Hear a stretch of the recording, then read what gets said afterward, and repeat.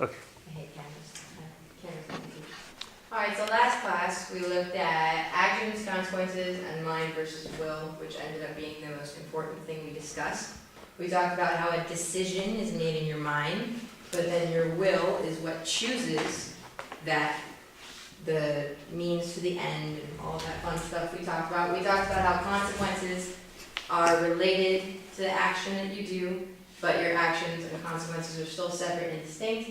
And we also talked about actions and what makes an action, having an object, means, etc., intention. We've discussed all of that before.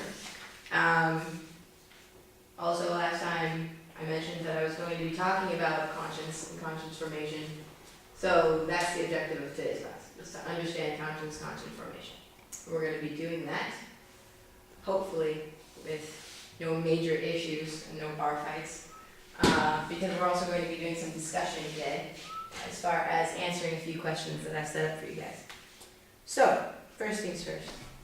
We're going to do conscience and conscience formation, and conscience formation are actually distinct ideas.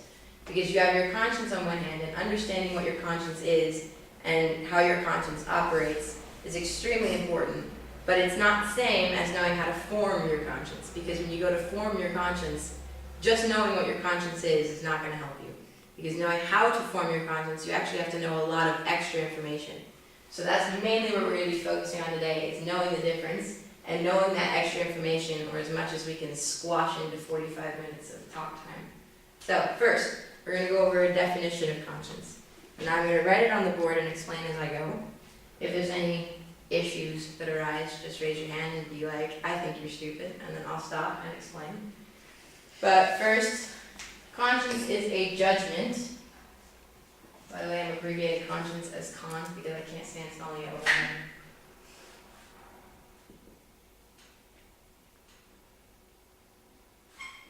So conscience is a judgment of the practical intellect.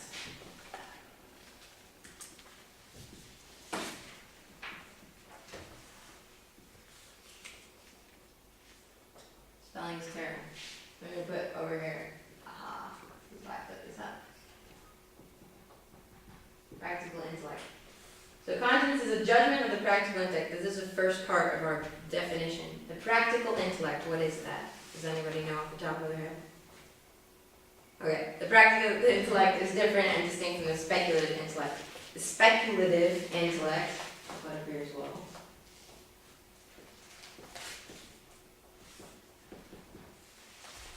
Speculative intellect is the part of your intellect that shows you what something is. So water bottle, person, chair, phone.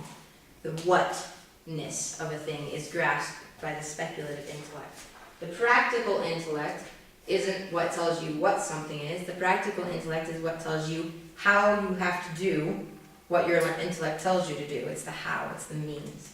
So by saying that conscience is a judgment of the practical intellect, that means that conscience is the judgment of how. It's the howness of what you're doing. It's the how something is to be achieved or performed.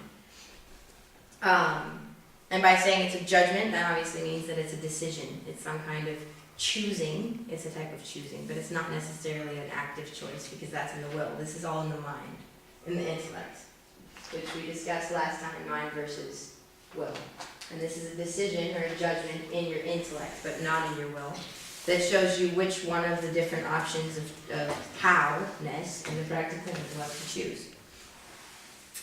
And where do we get these different options from? We get them from, so conscience is a judgment of the practical intellect. What's the word I'm looking for? Deciding from, there it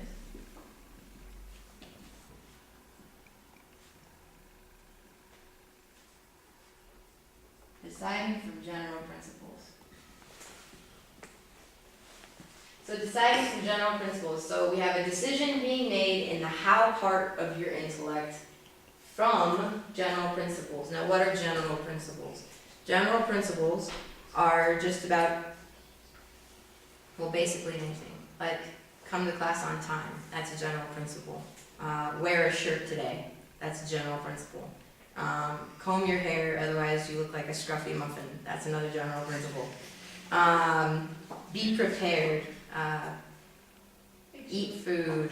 don't die. Those are all basic general principles. Those are really general, broad principles. If you wanted to get really specific, then you could say, like, I was planning on coming to class today. Well, the general principle of coming to class today is to come to class with my notes. So don't forget your notes. So that's the general principle. Now, how do I not forget my notes? I not forget my notes by bringing them with me. And that's what my conscience has decided is a good idea. So those general principles are the material that your conscience uses to make the judgment in your practical intellect. Now, this is still nothing to do with the will. Now, it seems a little bit weird to say it has nothing to do with the will, because aren't you choosing what to do? And aren't you going to act on it?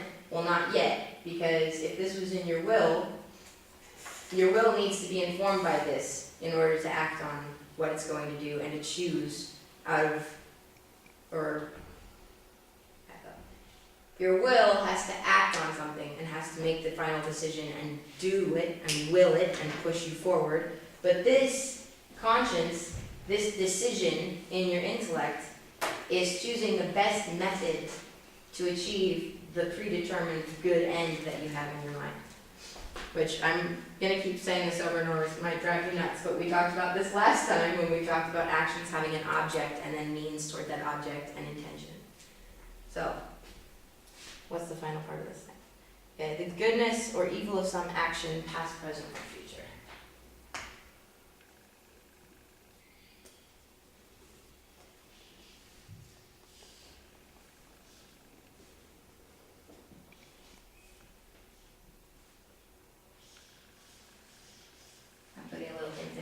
Because I'm too lazy to write past, present, or future.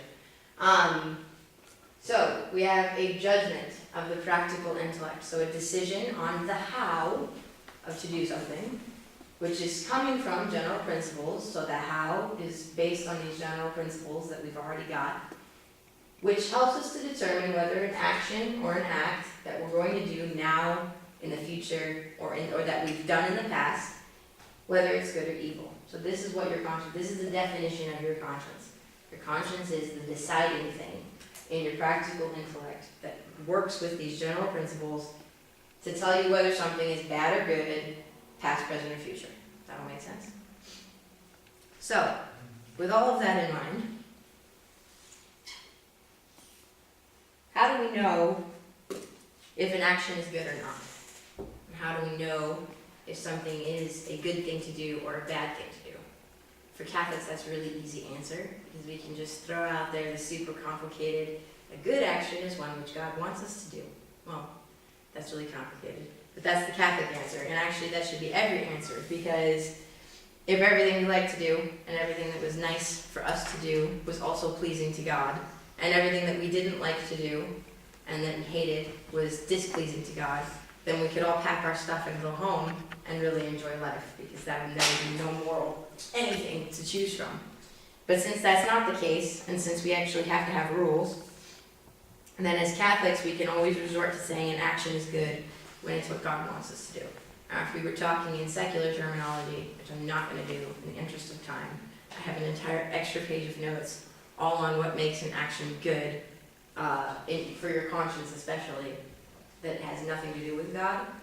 But for now, let's just stick with the idea and the principle that an action is good when it's something God wants us to do, just for the interest of this class. So I have a question. Absolutely. What about if I think God wants me to do something, but objectively it's not the thing which God wants me to do? Well, you'd have to base that decision on your where your general principle is coming from, and as long as you're safe, sane, sober, and awake, which are the four bases for making any kind of decision whatsoever, is you have the person who's making the decision. If it's going to qualify as even neutral, the person has to be safe, sane, sober, and awake. And also for their responsibility purposes. But if you think that God wants you to do it, but you know it's technically a bad thing, then it's either going to fall into one of two categories. The first category that it could be in is that this is a supernatural good. So for instance, accepting pain, to offer it up as a suffering, and to thereby get graces of conversion or whatever, So that's a supernatural good. It's bad in the natural order because it's pain and we don't like it. But in the supernatural order, it's a good thing because it's getting us salvation and grace, etc. So that's one option that it could be. The other that it could be is that you're insane or crazy, in which case you probably should seek some counsel and talk to a priest or whoever and say, look, I think God's telling me to do this. Is this a good idea or not, even though it's technically a bad thing?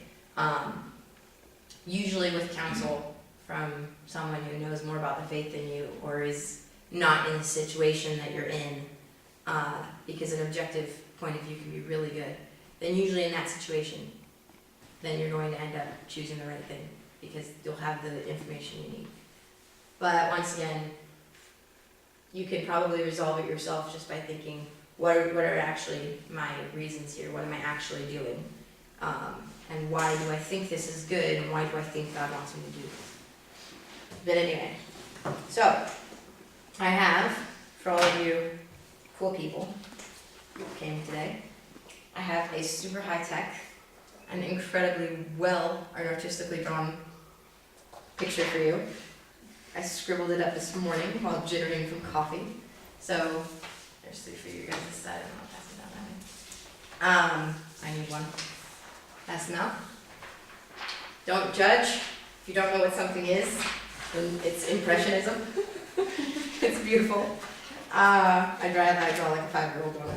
Okay, this is the process of the conscience and and how the conscience works, but in a visual format. So I'm teaching multiple intelligence today. This is so cool. I've never done this before.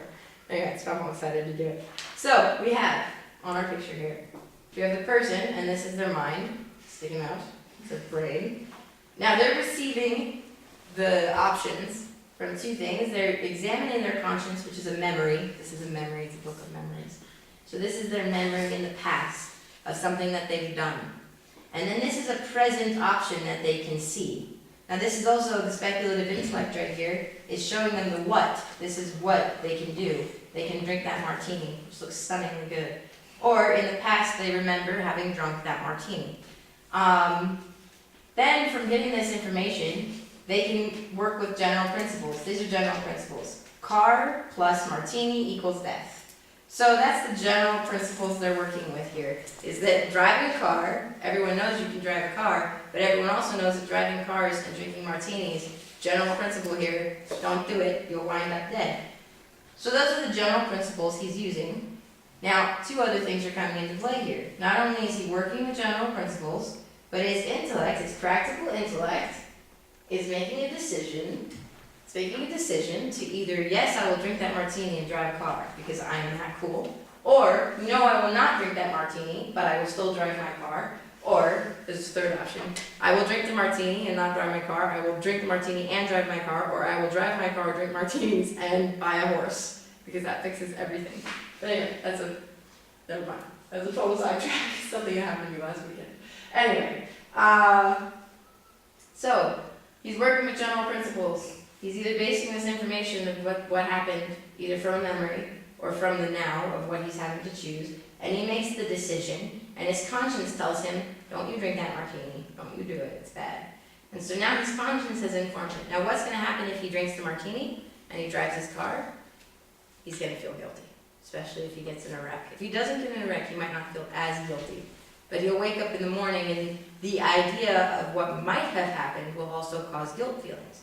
Because if you wake up in the morning and you're hungover and your car's parked in the driveway and it's unharmed and you're unharmed, but you'll still think, oh gosh, why did I do that? That was so stupid because I could have seriously injured someone or myself. And then you'll have guilt feelings even though no bad consequences happened. And if you remember what we talked about with consequences, the idea of a bad consequence can cause you guilt as much as a bad consequence that happens in actuality.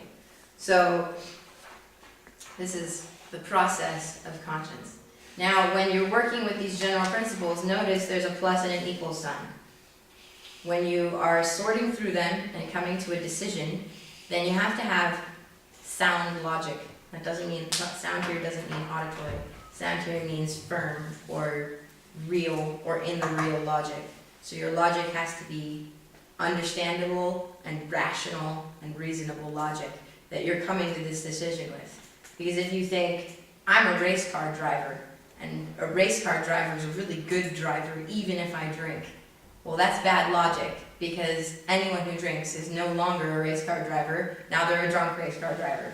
So your logic has to be sound, and your logic has to be fluid in order to come to these decisions, and in order to come to a decision that's made in good conscience. And this is what a good conscience looks like when you have sound reasoning and sound logic based on general principles that are good, and you're either examining a past memory and thinking, oh, what did I do yesterday? That was so dumb. When you're examining your conscience for confession, especially, is when this comes in handy. Or you're working with a present issue. By the way, this is called consequent conscience, when it's done consequentially to the action. So when you're examining the past, that's consequent conscience. And when you're working before, antecedent is the word, it comes from the Latin ante, before the circumstances, then this is your antecedent conscience, which is working with what you're doing now. So, where are we going? Oh my gosh, that's fast.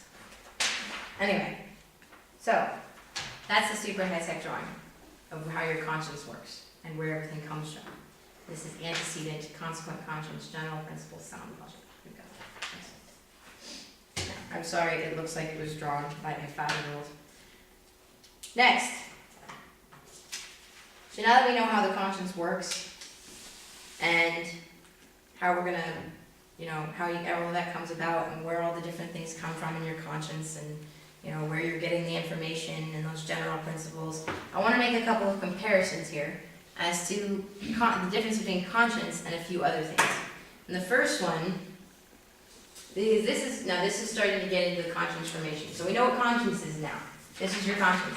And this is a good conscience. This is making decisions with all the right stuff, and you have a good conscience, and then when you don't do it, because you'd be dumb to, because your conscience is telling you not to, it's that little voice, don't do it, don't be stupid, then this is a good conscience. And then you won't feel guilty later because you will have made the right choice, right decision. And then your will, this is a long line, your will choose to do this. So this is the decision that you come to, and then your will goes, okay, I choose that. I choose to follow my conscience, I choose to do that, and we're all good, and everybody's safe, and nobody dies in a tragic car accident. So, we have our definition here. I'm going to have to erase it, so if you didn't write it down, you have 0.3 seconds to do so. Because now we're going to look at comparisons of conscience and a few other things. So the first one we're going to do is what's the difference between conscience and moral habit. So, we have our conscience, and we have moral habit. A lot of times when you talk about conscience and you talk about moral habit, you're going to run into a wall because you're going to think, aren't they the same thing? Because my moral habits, they feel like they should be what I'm going to do because it's habitual, and isn't that the same thing as conscience, what I'm going to do because of what I think? Well, it's not the same thing. Because your conscience is the way you act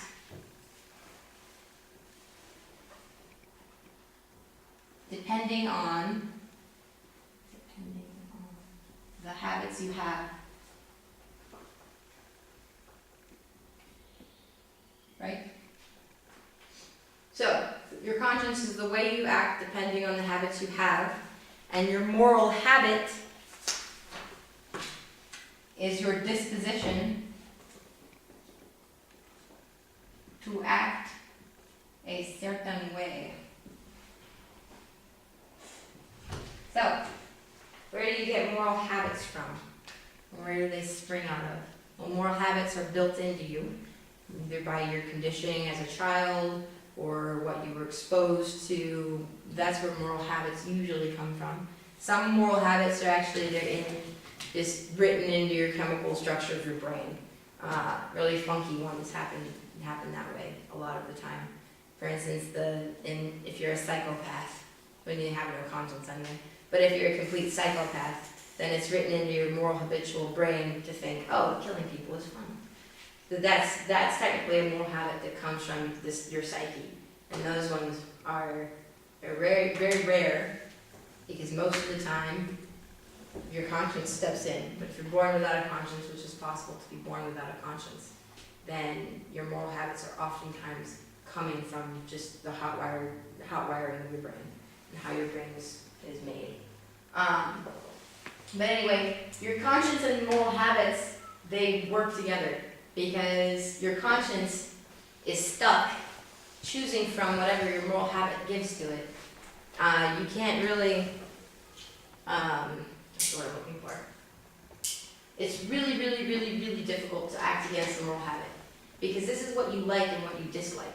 This is, cauliflower versus chocolate is your moral habits. It's what you're disposed to choosing. Whereas your conscience is given these moral habits to work with, and if these moral habits are bad, guess what? Your conscience is bad. And if these moral habits are good, then your conscience is going to be more prone to being good. Not 100% good, because you can still choose something bad because you see it in that moment as a nice thing. But more often than not, your conscience is going to be like, oh, well, my moral habits are these, so that's what your conscience is going to form itself after, because they do work together, they affect each other. You'll 90% of the time people decide on the side of their moral habits. So if you want to know what someone's going to feel guilty about, then look at their moral habits. Because if their moral habits are a life of sin and depravity, then chances are if you tell them, don't you feel guilty? They're going to be like, no. Because their moral habits aren't allowing them to feel guilty, because their conscience is choosing to not feel guilty because it's not being informed properly. The second comparison we're going to make here, if that one's clear, is moral science. This is comparison one. Moral science. Okay, moral science.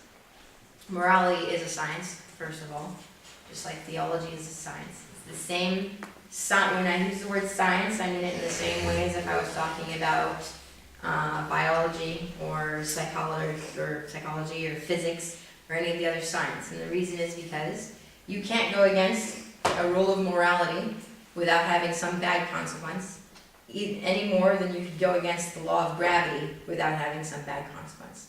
Because it's the same idea. You have set principles and you have ways of reasoning through them, and if you go against them, you have bad consequences, and if you stick with them, everything turns out okay.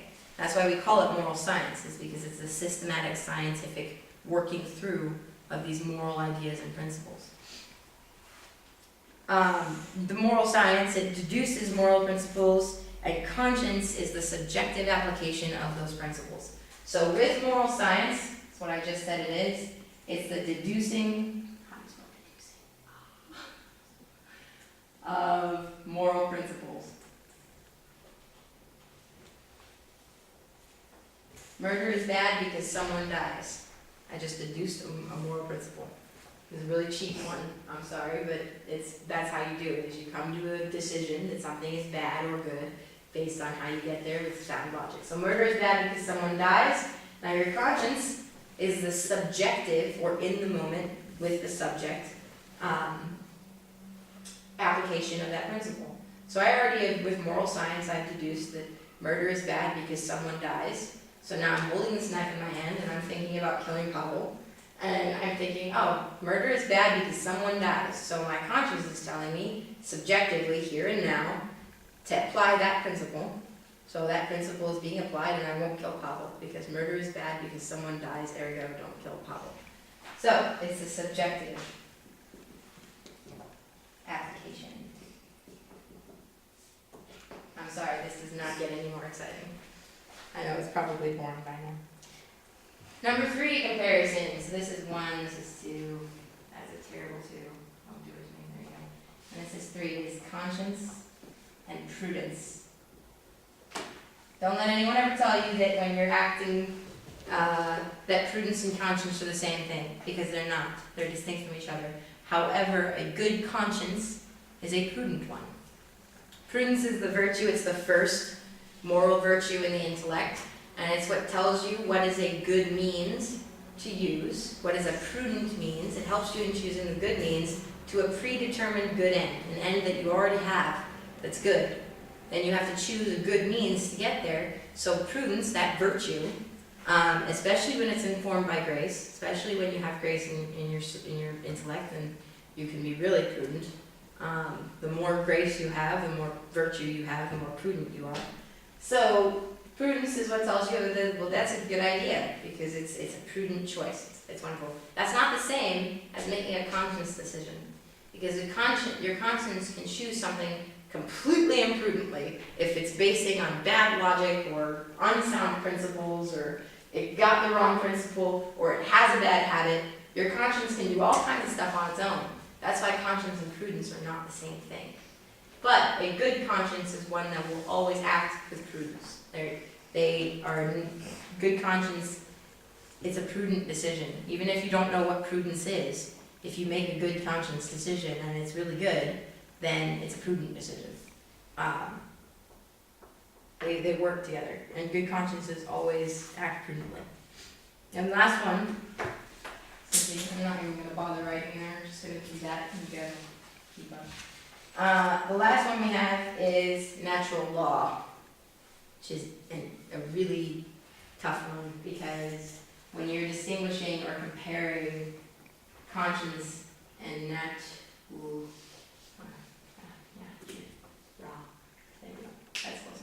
and natural law, you run into the problem that a lot of people are going to try and tell you. Natural law is, well, what is natural law? It's the built-in capacity we have to know right from wrong, right? So why isn't that the same thing as conscience? Because isn't that built-in capacity that's just there the same thing as conscience? Because it's the capacity we have to know right from wrong? No, it's not. And the reason is this. Because number one, natural law is really limited. And it's easily skewed in a person. Where did I go? Natural law is your ability to recognize right from wrong, and everybody has, to some degree or extent, that ability to recognize right from wrong. But the decision made in the intellect, that is conscience, that decision you're making there, that's what conscience is. Natural law is not a decision. Natural law is not a choice to not drink and drive. Natural law is more your understanding of why drinking and driving is bad, or your understanding, how much you understand that it's bad, is your capacity for natural law. Natural law can be influenced, and it can be either warped or it can be helped as well. I mean, everyone's born with pretty much some level of natural law in them. You can warp it really easily, because when you present, especially small children, with very bad influence, then their capacity to know right from wrong is going to be skewed because of the bad influences you're giving them. However, when they go to make decisions based on conscience, your natural law is going to affect the conscience very much the same way as moral habits do, because your natural law is the capacity and your moral habits are what's learned based on your capacity. So think of natural law as a jar that can be filled with right from wrongness and the knowledge of right and wrong. Your moral habits are filling that jar, because this is what you learn as morally this is good for me, morally this is bad, blah, blah, blah. So you're filling that jar. The jar is natural law. Everyone has a certain capacity for natural law. And when I say capacity for it, there are situations where people have very sensitive to what's good or bad, and they're very sensitive and they know right and wrong very easily because they can see things very easily. And then other people have a huge hard time seeing what's right versus what's wrong. And it's the difference of having especially mental clarity, because the definition of a clear mind is distinctions, knowing this is distinct from that. And being able to make quick distinctions is the definition of a clear mind. Now, if you can't make quick distinctions and you can't distinguish right from wrong, then your capacity, your capacity to know right from wrong is going to be smaller than somebody who easily makes those distinctions. But that doesn't mean that you won't have either bad or good moral habits, because these are still distinct from each other, natural law and moral habits. All right. Can I have a question? Yes. I'm not sure if I understood it correctly. Can it sometimes happen that the moral habit is considered as a natural law? The A moral person habit? just change the moral habit if the person thinks it's the natural law, because for me it's this habit, it's morally good from my point of view, so it's naturally also. Yeah, no, natural law is objective. Natural law is, everyone has, if you're thinking of natural law in those terms as the right from the wrong and the capacity to know so, then natural law is objective and everybody will have the same guidebook of rules based in natural law. For instance, self-preservation, not harming others, things like that, not touching something that's not yours. Those are very, those are built into our nature. And actually the weird thing is that a lot of those are the sources, this little tangent, they're the sources of awkwardity in social situations, is when you go against such a foundational thing as natural law. Is you have this situation where you walk into someone's house and you don't want to touch anything because none of it's yours, even if you feel comfortable there because you know this person. It's still a little bit of awkwardity because not touching something that's not yours is so deeply ingrained into our humanity that we're like, oh, okay. But that's what we mean by natural. And moral habit is something very subjective. Like, for instance, if I had the moral habit telling me that it's okay to fornicate with every guy I meet because that's how I express myself and my love, then that's a moral habit. That's not right for anyone. That's not a natural law that's okay for everybody. In fact, it's against our nature to fornicate rampantly like rabbits everywhere. So, but for me, that moral habit is saying it's okay, and that's informing my conscience, telling my conscience to tell me not to feel guilty about it. But that moral habit is subjective. This is a very objective thing. Does that make sense, the difference there? Mm-hmm. But anyway, so we move on now. So with all these four comparisons in mind, moral habit, moral science, prudence, and natural law. Sorry, I fell off the bandwagon with writing things down. With all of those in mind, where do you guys think is the best place to start conscience formation? Like, if you had to choose one in a child, maybe let's say 5 or 6 years old, if you had to choose one of these things, which one would you choose to start talking about to the kid to get them to start forming their conscience early? Would you choose to start changing their moral habits, or giving them good moral habits? Would you start teaching them how to deduce good moral principles based on moral science? Would you help them to understand what prudence is and help them make prudent decisions? Or would you choose to just let them behave according to natural law and give them a good example based on natural law? Which one of these four, I'm going to tell you now, it's a trick question. Which one of these four do you think would be the most important to start with? Battle it out. No bar fights. Try and stay tuned. I would say moral habit. Yeah, me too. Moral habit? Yeah. Moral habit? What do you Yeah, think? combined with Come on, switch things up. Choose something different. I'm If I combined. understand correctly, the third point about the prudence, Mm-hmm. it means to educate children to live according to virtue. Yeah. I think this is You think it would be this one? yes. I'm very religious of you. I like it. I like it. So anybody want to change their answer? Because okay, if you're saying moral habit and changing their moral habits, well, how are you going to tell a kid that something's a good moral habit to have if they don't know moral science, though? Because if you tell a kid, oh, well, don't swallow your chewing gum, because if you swallow your chewing gum, it'll sit in your stomach for hours and years, and 7 years later, you'll have a wad of chewing gum exploding in your gut.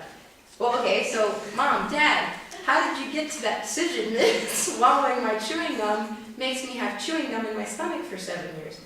Well, I learned science. Oh, well, so you give a kid moral habit. You tell them don't swallow chewing gum. But what about the moral science behind it when they start asking questions? So shouldn't you start from moral science? What do you guys think? So it's more- for children, so I think it's you don't need to explain so much for them. You don't need to explain so much for children? If they ask you, try to explain that it's more important to help them to form a habit than, I mean, it's different from an adult. Okay. Now, if you were choosing moral habit as the most important, then when you have that moral habit, How do you know it's the prudent moral habit to have based on their on the child and them in a social situation or a physical situation? For instance, it's different when you work with children who are very wealthy families, because it's prudent for a child of a very wealthy family, or it's a good moral habit for that child to eat all their green vegetables, and then they can have cake. But a child of a very poor family, the moral habit for them, or the habit they would have, is eat whatever you can to stay alive, and you never get cake. So prudence based on their situation, and prudence based on where they are in life, that would be important. What were you saying? And I was thinking that the fact that you said the child has 5 years old, so I think the age is also important, because I thought to my kid that the moral habits, like what I was doing all day or every time, he's doing it and he doesn't want to change it. But maybe from moral habits, yes, you should go to moral science, because he starts putting the question.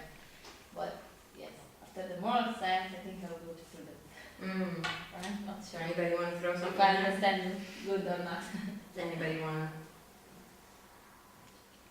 cover through it? I think it's just important to explain to the child what is good and what is wrong, so that the child can and explain why it's good and it's bad, so that the child can have clear vision what is really bad and what is wrong, and then for the child it will be easier to choose. So isn't that working with natural law? And it's expounding upon and shaping and putting fuel in the fire of their already natural laws. Probably you need to combine them all. Yeah, see? There we go. Good job. I find a chocolate. I give you one. The answer is, and I said it was a trick question at the beginning, is that you need all four when you're forming a conscience. You can't form your conscience without the moral science behind the moral habits on top of the natural law, which is prudent. Your question is, well, which one is the best one? Yeah, and I said it was a trick question. It's not which one is needed for all. I said no bar fights. I said no bar fights. You can beat me up later outside the classroom. You can tell me, trash my. If I had a car, you can totally fix it or something. So. Okay, you guys see the point though. There's very clear need for all four of these to work together to form a conscience. You can't just divorce one or the other, which is why it's really difficult if people don't have an understanding of prudence, based in faith especially, for a child to grow up with a prudent conscience, which is a good conscience, especially if there's no faith training. And when choosing, deducing moral principles in moral science, you really need faith there, because otherwise, who makes the laws? Mom and Dad do. I'm a mom now. Does that mean I can make a whole new set of rules? No. Who makes the laws? God does. Now that I'm an adult, I still follow God's rules, not my own, not my parents'.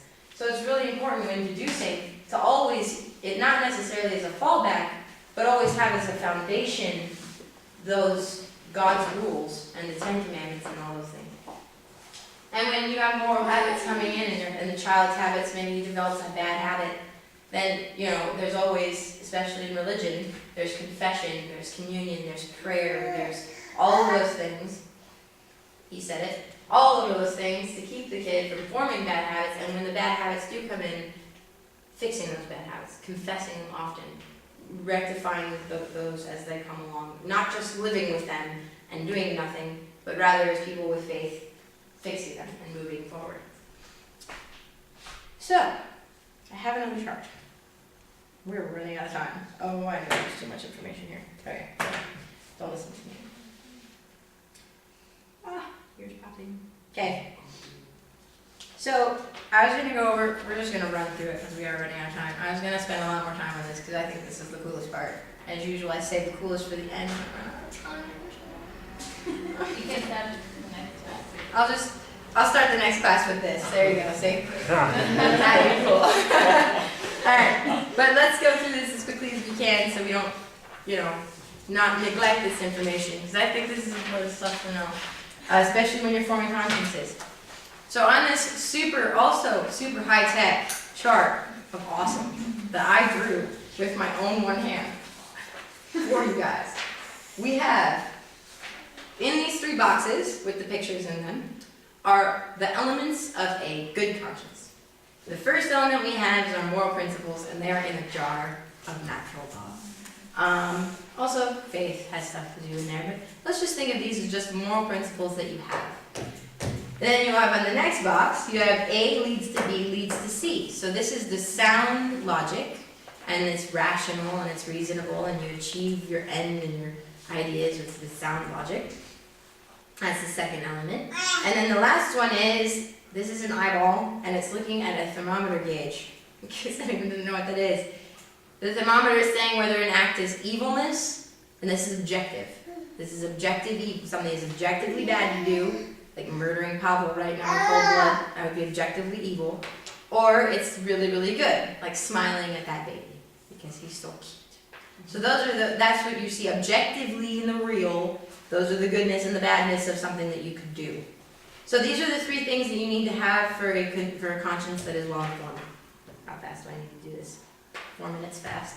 Alright, so a true and correct conscience in the first box. A true and correct conscience has good moral principles, so this box is clear. Sound logic, that box is clear. And whatever you're doing in the real is, based on these moral principles and the logic we have, something good. An erroneous or false conscience, that's the opposite of a true and correct one. An erroneous or false conscience either is lacking the moral principles or it's lacking the sound logic. So there's no logic or there's no principles. And that can be as simple as the logic you come to that decision by, like we showed on the first chart, was, well, I'm a race car driver, so that means that I can drive drunk better than most people. That's ridiculous, that's bad logic. So then we have a scrupulous conscience. A scrupulous conscience, a scrupulous conscience sees sin where there is none, or grave evil where there is not. So a scrupulous conscience will see something like something small, something not that bad, like a little kid stealing a cookie out of a cookie jar. The parent will come along, and if the parent has a scrupulous conscience, oh my gosh, you're going to hell, you stole a cookie, you're gonna burn forever. Like, that's a scrupulous conscience, someone who sees really grave, bad evil. So which box is this? This is this box. This person is not seeing, there's an X here. This person is having an issue with how they see the objective, what's there. They're having an issue with that. So that's not good. They're not seeing something properly. That's scrupulous. A lax conscience is the opposite of a scrupulous one. Instead of seeing grave evil in a little matter, the lax conscience will see a grave evil that is a real grave evil as okay and fine. A lax conscience doesn't see that a bad evil or something really truly evil is bad. So, for instance, people, especially if you find lax consciences in situations like abortion, that grave evil, oh, it's fine. And they don't have the grounds to say that it's fine. They say that it's fine and their conscience is lax. And they're lacking, just like a scrupulous one, but opposite of a scrupulous one. They're lacking a true objective vision of what's really there. They also lack moral principles most of the time. But lax consciences are notoriously good at having sound logic. So they're really dangerous to fight with a lax conscience, is someone whose logic is sound and who's coming to this through good logic, but based in these bad principles and based in this bad view of what's truly grave evil and what a true good is. And then the last two we have are perplexed and Pharisee consciences. He can talk.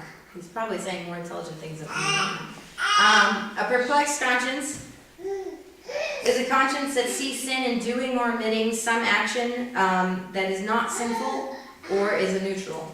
So they see a sin in doing something that's not sinful. And that's also an issue. It's a different version than the scrupulous. Because a perplexed conscience, the scrupulous conscience still sees this little thing as bad, but they see it as way more serious than it really is. But a perplexed conscience can't really tell if it's bad or good. They have an issue seeing if it's bad or good, and they can't make that distinction. They're very unclear in their mind. And perplexed consciences, they're notorious for hanging out in bad groups of friends. That's where you find a lot of perplexed consciences, is in bad groups, fraternities and sororities. Uh-oh, I'm out of time. But anyway, and the last one, Pharisee, is the conscience is like the Pharisees in the Bible. They told Jesus that working on the Sabbath was a grave sin. So they're like a perplexed conscience. They have also an issue with making distinctions between what's truly good and what's truly bad. So in conclusion, we've talked about all of our fun stuff today, what a good conscience is, the different elements of the good conscience, the fact that you need all four of these in order to build a good conscience. You can't just build a good conscience with only one. They are all equally important, and they feed off of each other, and they work together. And we also discussed the different types of bad consciences, which we'll pick up next time, different bad consciences. Now, as homework for your next steps, I want you all to write a 50-page paper telling me exactly what's on your conscience right now. And I promise I won't blackmail you unless absolutely necessary, but thank you so much for listening. Thank you.